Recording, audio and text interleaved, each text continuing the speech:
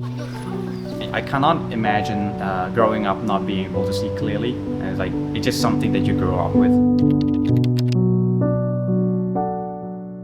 គាត់មានការយឺតយ៉ាវជាងគេបន្តិចដោយសារតែជាធម្មតាខ្ញុំអត់បានចាប់អារម្មណ៍ថាគាត់មានជំងឺភ្នែកទេ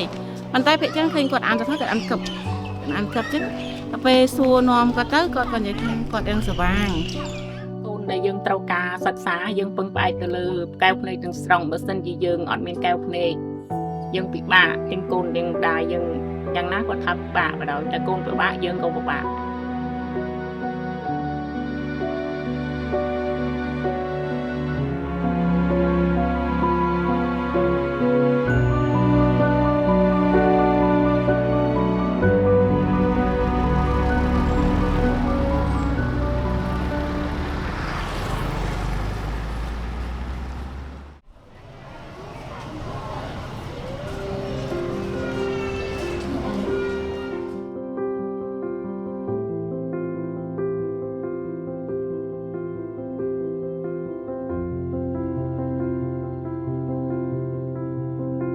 បាទ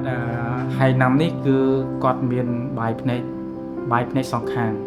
លក្ខណៈបាយពីកណ្ដាលហើយមិនមែនបាយថ្មីទេចឹងរៀនចេះហ៎ថ្ងៃចូលចេះក្នុងវាអត់បាន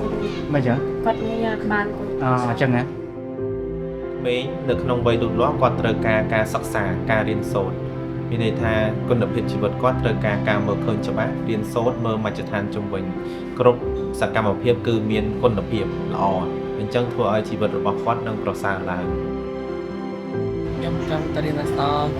ទៅលេងមួយមុខបាយកាត់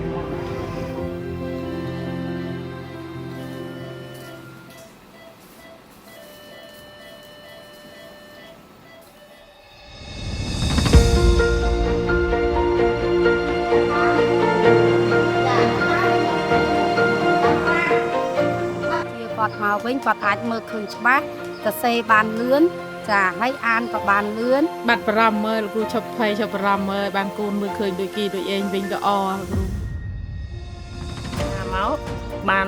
បានប្រាប់ទៅបានយើងដឹងទៅមានការភ័យព្រួយដែរតែដល់ពេលក្រោយមកទៀតយើងបានទៅពេទ្យទទួលការព្យាបាលទៅពេកអមមកវិញ